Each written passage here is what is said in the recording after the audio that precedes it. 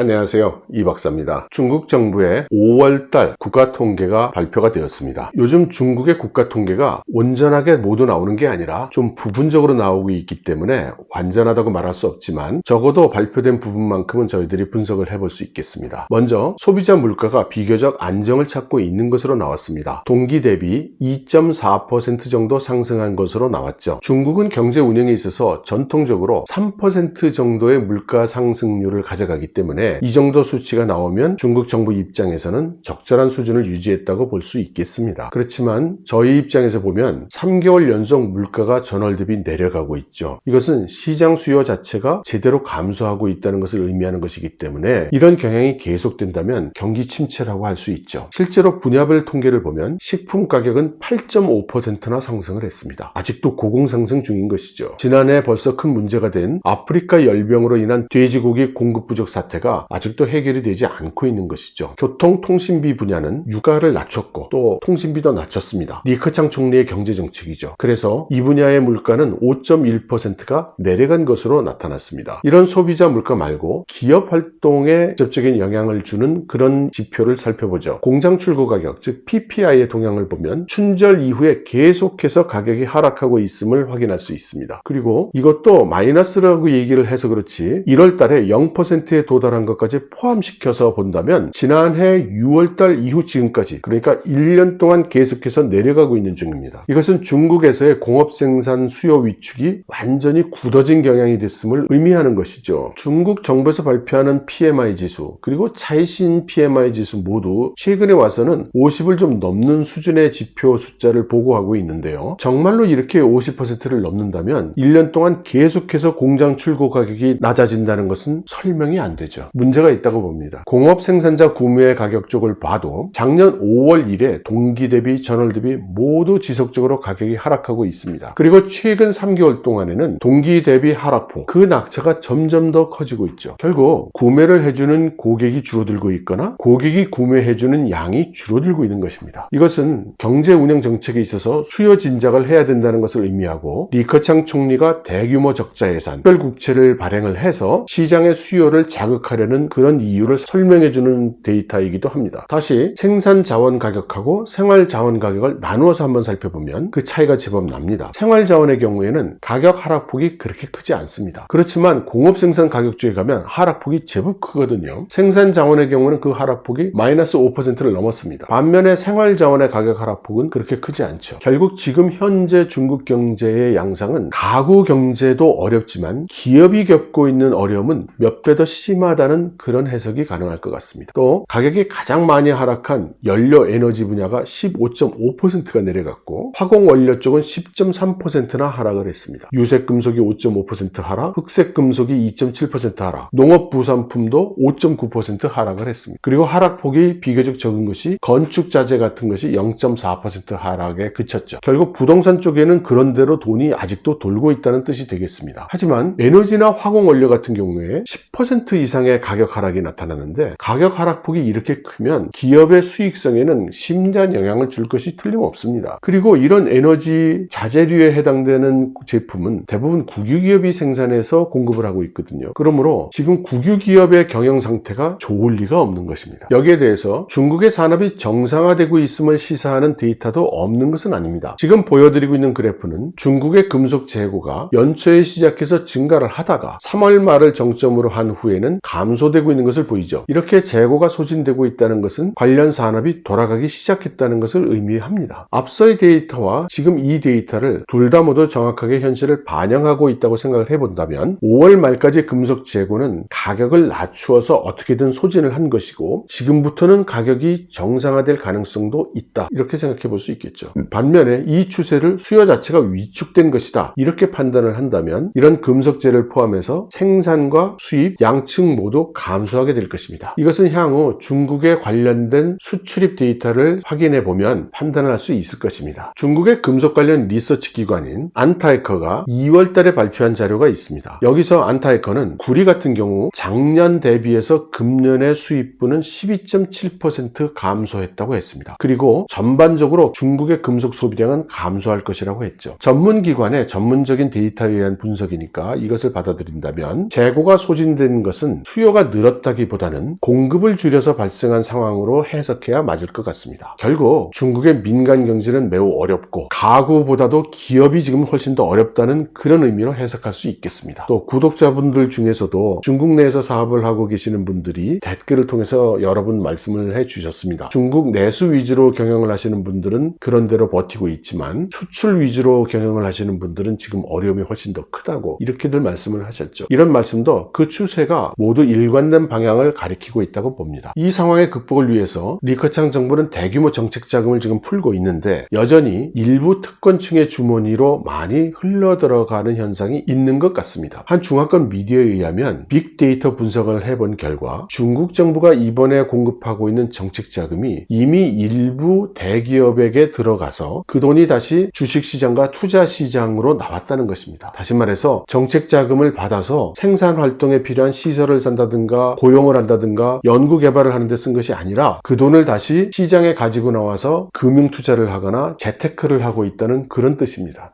또 다른 중화권 미디어에 의하면 중국 정부는 기존의 성정부에게 예산을 하달해서 다시 현 정부에게 예산을 하달하던 이런 관행에서 벗어나서 직접 현 정부에게 예산을 지급하고 있다고 합니다. 지방정부의 재정이 악화돼서 돈이 마르니까 성정부에 예산을 하달해주면 성정부에서 소진이 되고 끝난다는 겁니다. 그래서 현 정부로는 돈이 안 간다는 거예요. 그래서 지금 현 정부 이하 단위의 지방정부에서는 공무원들 급여도 몇 달째 안 나가고 있는 곳이 많다고 합니다. 최근 남방 11개성의 호우 피해가 극심하다는 그런 뉴스가 중화권 뉴스 여기저기서 올라오고 있는데 중국의 관영 미디어에서는 제대로 보고되고 있지 않습니다. 그리고 이렇게 호우가 내림에도 불구하고 상당수의 지방정부가 거의 대응을 못하고 있다는 것입니다. 그런데 그것도 이해가 좀 되죠? 공무원들 봉급 줄 돈조차 없는 지방정부에서 뭘 어떻게 하겠어요? 이렇게 난감한 상황에서 인민들이 자발적으로 생계를 하기 위해서 노점상을 하고 있다고 이렇게 말씀을 드리지 않았습니까? 어떤 분들은 돗자리 경제라고도 하고 어떤 분들은 장마당 경제라고도 부르시더군요. 리커창 총리가 이 노점상 경제를 지지했다고 지난번 동영상에서 이미 말씀을 드렸습니다. 사실 취업 문제 해결하고 민생 문제 해결하려면 이렇게 먹기 살기 위해서 길바닥으로 나오는 백성들의 장사거리는 당연히 도와주어야 되겠죠. 그렇지만 청관들이 나타나서 단속을 한다고 해서 제가 좀 이상하다고 말씀을 드렸었는데 그 후 공식적으로 베이징시의 서기 차이치가 베이징에는 노점상 경제가 어울리지 않는다 이렇게 공식적으로 발표를 했습니다. 세계 속의 중국을 대표하는 베이징 거리에 노점상들이 깔려있는 모습은 보일 수 없다는 거죠. 그리고는 베이징에서는 본격적으로 이런 노점상 단속이 시작이 됐습니다. 그리고 나서 2, 3일 후에는 일선 도시에는 노점상 경제가 어울리지 않는다. 이런 논설이 또 관영 미디어들에서 발표가 되기 시작을 했습니다. 차이치 베이징 서기는 자타공인의 시진핑 주석의 신복입니다. 그리고 중국의 언론 미디어를 장악하고 있는 사람은 시진핑 주석의 책사라고 불리우는 왕호닝이죠. 그래서 지금 일어나고 있는 이 상황을 많은 중화권 미디어들이 시진핑 그룹 쪽에서 리커창 총리를 공격하고 있는 것이다. 이렇게 해석을 하고 있습니다. 그러면 시진핑 그룹 쪽은 왜 리커창 총리를 공격하는 것일까요? 그리고 공격의 계기가 어째서 이 노점상 경제일까요? 여기에 대한 해석으로 가장 많이 제기되고 있는 것은 양회의 기자발표에서 리커창 총리가 발언한 내용 6억 명의 중국인의 월소득이 1000위안에 불과하다. 이 발언이 시진핑 주석이 기정사실화하고 싶어하는 중국은 샤오캉 사회를 기본적으로 이미 건설 완료했다 라는 이 말에 데미지를 준다는 것입니다. 그리고 그런 연속성 상에서 노점상 경제를 지지한다는 것은 시진핑 주석이 이야기하고 있는 샤오캉 사회가 건설이 됐다든가 빈민구제가 이루어졌다든가 이것에 대해서 반대 의견을 내고 시진핑 주석의 정치적 입지를 공격하는 것으로 본다는 것이죠. 만일 이 중화권 미디어들의 해석이 맞는 해석이라면 중국 인민들의 고통이나 생계의 문제보다 시진핑 주석 그룹은 자신들의 정치적 입장이나 이해관계를 더 앞세운다는 그런 뜻이 됩니다. 그간 세계를 시끄럽게 했던 미중 무역전쟁에서 리커창 총리는 사실상 제외되어 있었죠. 그리고 이번 질병 사태에서도 리커창 총리가 우한을 즉각 봉쇄해야 된다 같은 그런 제언을 한 것도 시진핑 그룹에서는 받아주지 않았다고 알려져 있습니다. 있습니다. 그러면서도 금년 연초에 있었던 상무위원회에서는 거시경제지표는 달성되어야 한다, 이렇게 결론을 내리면서 리커창 총리 쪽을 압박을 했죠. 그러나 이렇게 이야기든 저렇게 이야기하든 어둠은 빛을 이길 수 없는 법입니다. 세상 사람들은 다 아는 것이죠. 이렇게 시진핑 주석 그룹의 여러 가지 시행착오가 민심으로 하여금 다른 쪽을 바라보게, 그리고 그 바라보는 쪽은 리커창 총리 찍을지 모른다는 그런 불안감이 작용한 것이 아닌가 하는 생각이 듭니다. 그렇기 때문에 시진핑 주석 그룹 쪽이 더 동요하고 더 민감하게 반응하는 것일지도 모른다는 생각입니다. 이렇게 중국 공산당 내부의 깊숙한 속내야 저희가 알 수는 없는 일입니다만, 이런 현상이 일어나고 있다는 것은 앞으로 중국 경제나 중국 인민들의 생활이 당분간은 계속 어려울 것이라는 것만큼은 틀림없게 하는 것 같습니다. 여러분 들어주셔서 감사합니다.